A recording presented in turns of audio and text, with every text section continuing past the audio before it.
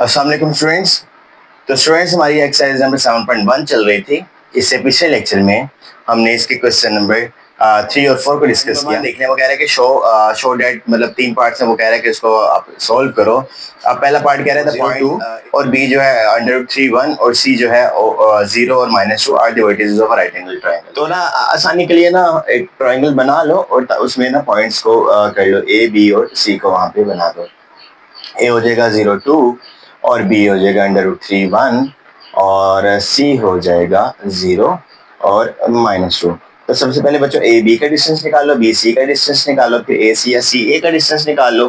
फिर चेक करना जो सबसे बड़ी वाली होगी उसको साइड पे करके बाकी दोनों को मतलब स्केयर लो, उनको प्लस करो तो वो उसके स्केयर के इक्वल आ जाएगा। ठीक है, तो देखते हैं, पहले इसको सॉल्व करते हैं। तो ना हमने यहाँ पे पहले ए बी का डिस्टेंस निकाल लेते हैं, फिर बी सी का डिस्टेंस निकाल लेते हैं और फिर ए सी का या सी ए का डिस्टेंस निकाल लेते हैं। तो डिस्टेंस फार्मूला आपको पता ना क्या होता है। तो डिस्टेंस फार्मूले के मुताबिक हमारे पास क्या होता है, डिस्टेंस फार्मूला है हमारे पास x2 - x1 होल का square plus y2 - y1 whole का स्केयर। ठीक है, तो अब अगर आप ए बी की बात करो, पहले ए बी की बात कर लेते हैं।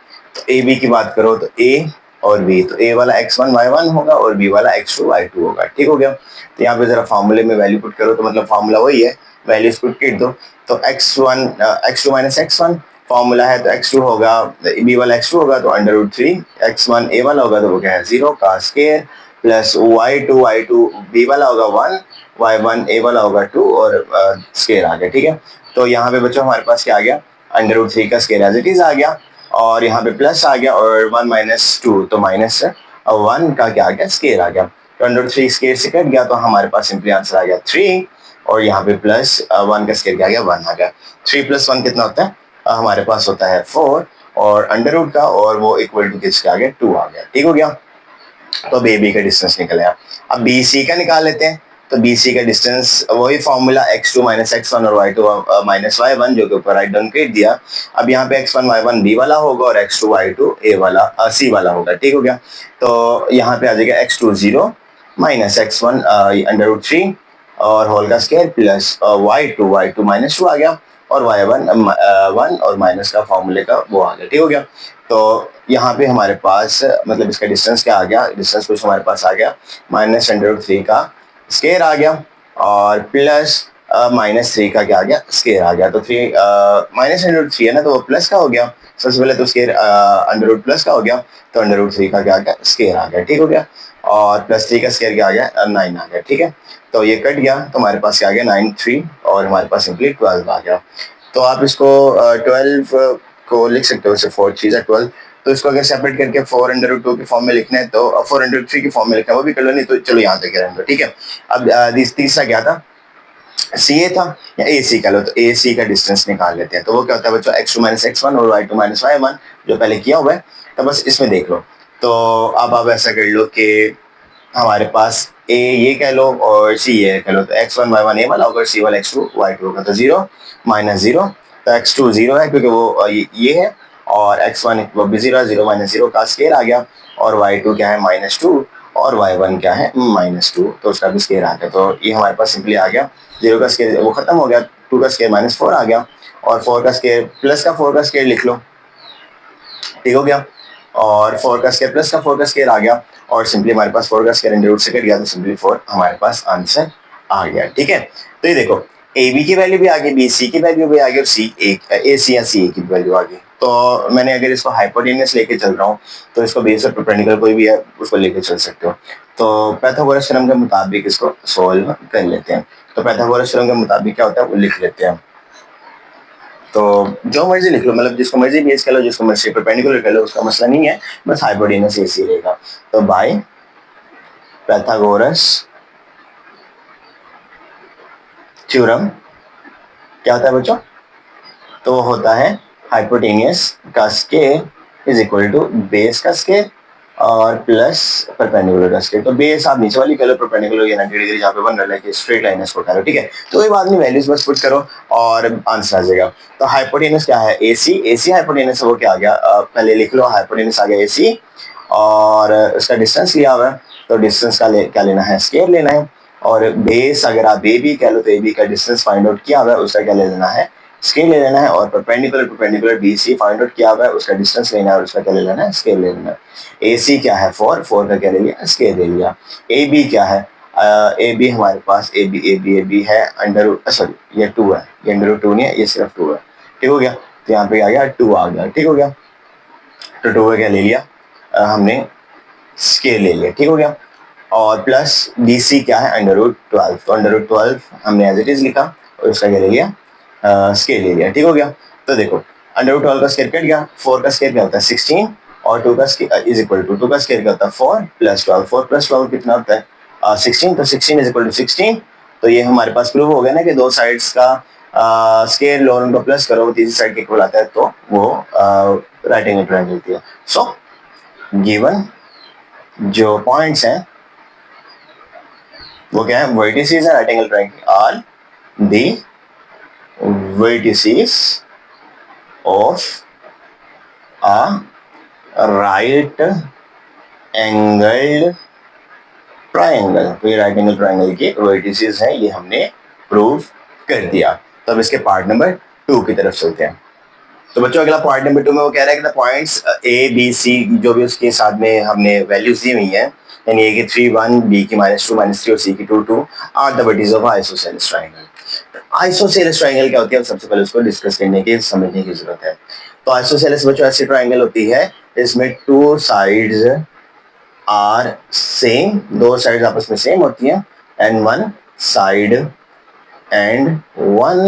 साइड इज डिफरेंट, एक साइड डिफरेंट होती है, दो साइड सेम होती हैं, तो वो आइसोसेलेस होते हैं। इक्विलेटरल में तीनों साइड्स आपस में सेम होती हैं, आइसोसेलेस में दो साइड्स सेम होती हैं और स्केलनेस में कोई साइड सेम नहीं होती। ठीक है, तो ये पीछे भी हमने चैप्टर 6 में इक्विलेटर आइसोसेलेस और स्केलनेस के बारे में डिस्कस किया था। ठीक है, तो ये कह रहे हैं कि बताओ कि इसके आइसोसेलेस ट्रायंगल यानी कोई भी दो साइड्स का डिस्टेंस लोगे तो आपस में सेम आ जाएगा। तो पहले तो तीनों साइड्स का डिस्टेंस लेना पड़ेगा ना, तीनों साइड्स का डिस्टेंस लोगे तो फिर उनमें से बताओगे ना कौन सी दो का सेम है। तो डिस्टेंस फार्मूला कौन सा यूज होगा, अच्छा डिस्टेंस फार्मूला, ठीक है कोई बात नहीं, लिख सकते हैं।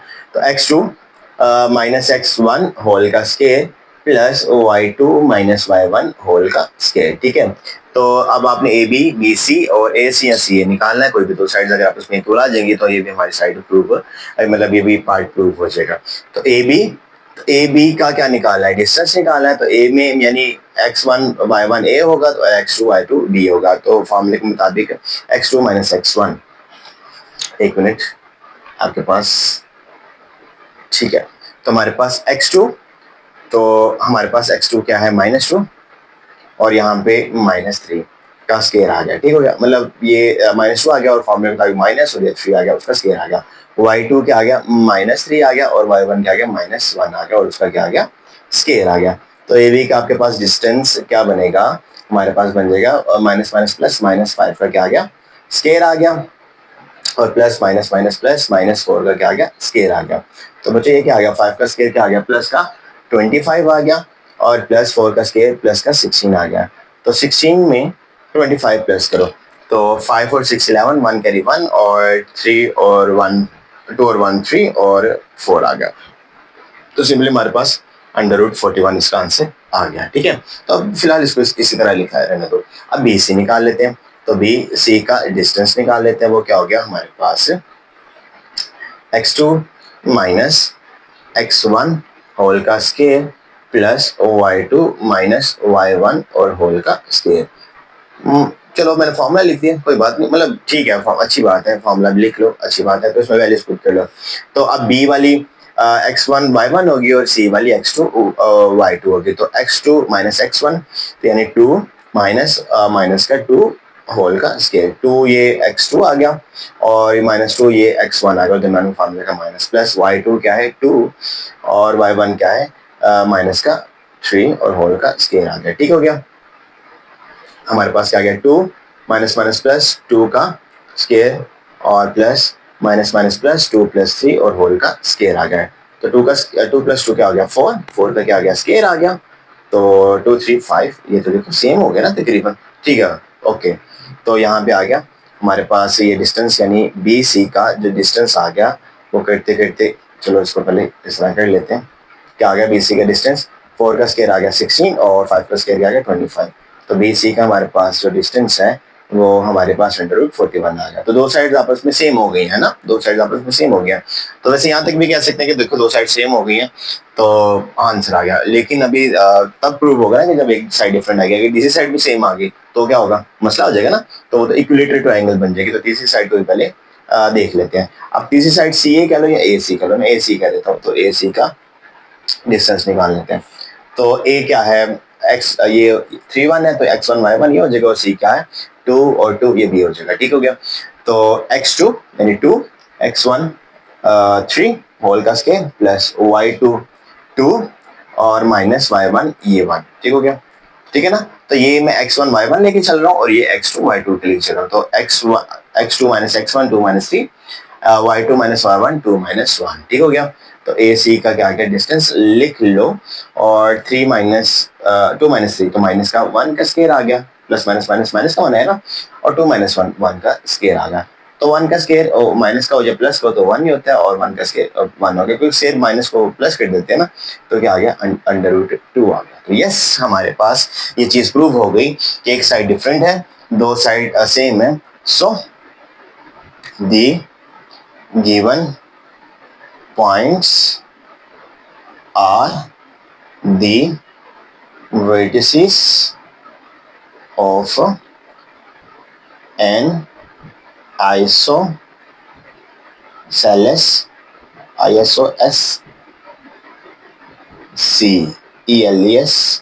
ट्राइंगल। ठीक हो गया। तो गिवन पॉइंट्स आइसोसेलेस ट्राइंगल के जो है वर्टिसेस है। क्यों? एज क्या, ए बी का distance is equal to B C के डिस्टेंस के है। तो ये आइसोसेलेस ट्राइंगल का क्या है बच्चों, ये वर्टिसेस है। ठीक है। तो अब लास्ट पार्ट की तरफ चलते हैं। पार्ट नंबर 3 वगैरह the points A B C D are the vertices of a parallelogram. तो बच्चों पैरेललोग्राम इस तरह की फिगर होती है कि जो आमने सामने वाली पैरेलल साइड्स होती है ना, लाइक ये इसके इक्वल होगी और ये इसके इक्वल होगी। अगर इसका डिस्टेंस इसके इक्वल और इसका डिस्टेंस इसके इक्वल आ जाता है, लाइक ए बी का डिस्टेंस सी डी के या डी सी कह लो उसके इक्वल आ जाता है बी सी, और ए डी या डी ए या बी सी ए सी बी आपस में अगर इक्वल हो जाते हैं तो ये पैरेललोग्राम फॉर्म कर जाएगी। तो सबसे पहले ए बी निकाल लेते हैं, फिर बी सी निकाल लेते हैं, फिर सी डी निकाल लेते हैं, फिर डी ए कर लो या ए डी निकाल लो, लाइक जिस मर्जी करके आप इसको निकाल लो। और अगर ये ए बी और मतलब ये आपस में जो पैरेलल साइड्स हैं और ये पैरेलल साइड आपस में लाइक ये दोनों एक दूसरे के पैरेलल हैं और ये दोनों एक दूसरे के पैरेलल हैं, तो अगर ये दोनों साइड्स आपस में इक्वल आ जाती हैं तो एक पैरेललोग्राम फॉर्म कर जाएगी। ठीक हो गया। तो पहले डिस्टेंस फॉर्मूला जो यहाँ पे यूज है ना वो मैं लिख देता हूँ। तो डिस्टेंस फॉर्मूला क्या है, x2 माइनस x1 होल का स्केयर, एक्सपेंड कर लो थोड़ा सा, √y2 माइनस y1 होल का स्केयर। ठीक है। तो सबसे पहले ए बी, तो ए और बी, तो ए हो जाएगा x1 y1 क्योंकि वो पहला पॉइंट, और बी हो जाएगा x2 y2। तो ए बी का क्या निकाल लेना है, डिस्टेंस निकाल लेना है। तो x2 हो जाएगा ये वाला, b का x2 हो जाएगा तो -2, और माइनस x1 ए वाला हो जाएगा तो स्केयर आ गया। ठीक हो गया। y2 3 वाला हो जाएगा और y1 2 वाला हो जाएगा। ठीक हो गया, मतलब ये y1 एक के साथ वाला। ठीक हो गया। अब यहाँ पे डिस्टेंस सिंपली इसका फाइंड आउट कर लो। तो -7 का क्या आ जाएगा, स्केयर आ जाएगा, और ये क्या आ जाएगा 1 का स्केयर आ जाएगा। 7 का स्केयर प्लस का 49 आ जाएगा, और ये आ जाएगा 1 का स्केयर 1 आ जाएगा, और 49 क्या होता है 50 हो गया 50, और 50 तो हमने पीछे भी किया था ना, 50 होता है 2, चलो इसको कर लेते हैं 25 मल्टीप्लाई बाय 2। ठीक हो गया। तो 25 होता है 5 का स्केयर, तो 5 का स्केयर और अलहदा कर लो और √2 अलहदा कर लो, तो ये कट गया, तो इसका सिंपली आंसर आ गया 5√2। ठीक हो गया। तो इसका सिंपली आंसर आ गया 5√2। ठीक हो गया। ए बी का आ गया। अब बी सी का निकाल लेते हैं। तो बी सी का निकाल लो। तो बी सी क्या आ जाएगा बच्चों, वही अब यहाँ पे b हो जाएगा x1 y1 और c हो जाएगा x2 y2। तो ये आ जाएगा माइनस ये वाला x2 क्योंकि c के साथ वाला है तो -3, और b के साथ वाला x1 तो -2 आ गया, और होल का क्या लिख लिया, स्केयर लिख लिया, प्लस y2 c के साथ वाला -4, और y1 b के साथ वाला तो -3 का क्या आ गया, स्केयर आ गया। ठीक हो गया। तो यहाँ हमारे पास सिंपली हमारे पास इसका आंसर आ गया 3 और -2 का स्केयर आ गया, और ये आ गया -7 का स्केयर। तो ये देखो ये भी तकरीबन सेम ही बन रहा है। तो ये आ गया -1 का स्केयर आ गया, और ये आ गया -7 का स्केयर लिख लो या डायरेक्टली कर लो 49 प्लस का लिख लो क्योंकि स्केयर प्लस कर देते हैं ना। तो यहाँ पे आ गया 1 का स्केयर 1 आ गया 49 तो 1 प्लस 49 क्या आ गया 50 आ गया। और जिस तरह ऊपर आपने किया कि इसको 25 मल्टीप्लाई बाय 2 लिख लो और उसका आंसर आपके पास सिंपली 5/2 आ जाएगा। ठीक है, तो कोई बात नहीं अगर ये इसके इक्वल आ रहा है कोई बात नहीं है, बट आपने मेन कंसर्न है कि ये दोनों साइड्स और ये दोनों साइड्स आपस में इक्वल आनी चाहिए। ठीक है, अब BC भी निकल गया। अब आप BC निकलने के बाद आप निकाल लो CD निकाल लो। ठीक है, तो CD का डिस्टेंस निकालो। तो अब CX1 Y1 हो जाएगा और D हो जाएगा X2 Y2। तो D X2 Y2 है तो X2 क्या आ गया 4 आ गया। तो 4 X2 4 आ गया और X1 क्या आ गया -3 का स्केयर आ गया और प्लस Y2 बच्चों Y2 ये वाला -5 आ गया और Y1 -4 का क्या आ गया ये माइनस फॉर्मूले का और ये -4 ये वैल्यू का स्केयर आ गया। ठीक हो गया, तो ये हमारे पास क्या आ गया बच्चों 4 + 3 का स्केयर आ गया और -5 + 4 तो ये भी देखो सेम नहीं आ गया। तो ये क्या आ गया 7 का स्केयर आ गया और यहाँ पे क्या आ गया -1 का स्केयर। तो 7 का स्केयर क्या होता है 49 और 1 का स्केयर 1 आ गया। तो ये हमारे पास 7 का स्केयर 49 हो गया और ये हमारे पास 1 और ये क्या आ गया √50 आ गया। और √50 जो हमने ऊपर भी सॉल्व किया कि √50 किसके इक्वल होता है 2 √5 के इक्वल होता है। ठीक है, तो CD भी आ गया।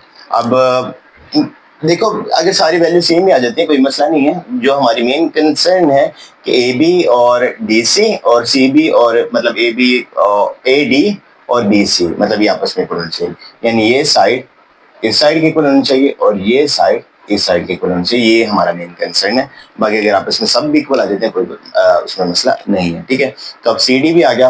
अब AD निकाल लो, चलो DA निकाल लेते हैं। तो D और साथ में A निकाल लेते हैं। ठीक हो गया, तो D की वैल्यू अब हो जाएगी X1 Y1 और A की वैल्यू हो जाएगी X2 Y2। तो D है 4 तो वो X1 Y1 है, अब A है X2 Y2 तो ये आ जाएगा X2 5 और -X1 ये आ गया 4 का स्केयर आ गया। ठीक है, अब Y2 2 -Y1 -5 का क्या आ गया स्केयर आ गया। ठीक है गया, तो यहाँ पे क्या आ गया 5 - 4 1 का क्या आ गया स्केयर आ गया प्लस और 2 माइनस प्लस और ये आ गया। ठीक हो गया, स्केयर आ गया इसका। तो 1 का स्केयर 1 आ गया और 7 का ये आ गया 7 का लिख लिया स्केयर लिख लिया। तो यहाँ पे हमारे पास क्या आ गया 1 + 49 तो ये आ गया √50 और √50 किसके इक्वल होता है 2√5। तो एस हमारे पास क्या आ गया AB का जो डिस्टेंस है वो देखो AB का डिस्टेंस और CD या DC का डिस्टेंस आपस में सेम है ना। वो DC या CD जो मर्जी कर लो उसका डिस्टेंस आपस में सेम है। एंड जो BC है BC और DA यानी AD भी कह सकते हो DA भी कह सकते हो। ठीक है, तो BC और DA या AD जो मर्जी कह लो तो DA का डिस्टेंस आपस में क्या है R इक्वल यानी ये दोनों आपस में इक्वल है। सो जो हमारे पास the given points are the vertices of a parallelogram. और आप पैरेललोग्राम को इस तरह करके लिख सकते हो पैरेललोग्राम। ठीक हो गया, तो ये दो पैरेलल के साइन होते हैं ये और सामने ग्राम पैरेललोग्राम भी लिख सकते हो। ठीक है, तो ये हमारे पास सिंपली आ गया। तो बाकी हमारा कोई कंसर्न नहीं था। मेन हमारा कंसर्न क्या था, मेन हमारा कंसर्न ये था कि AB मतलब ये वाली साइड ये इसके इक्वल आ जाए और ये वाली साइड इसके इक्वल आ जाए। अगर चारों भी आपस में इक्वल आ गए कोई बात नहीं है, लेकिन ये दो साइड आपस में इक्वल होनी चाहिए थी और ये दो साइड आपस में इक्वल होनी चाहिए थी, तो वो इक्वल हैं। तो ये हमारे पास क्वेश्चन पैरेललोग्राम को इसकी वर्टिसेस को प्रूव कर गया। ठीक है बच्चों।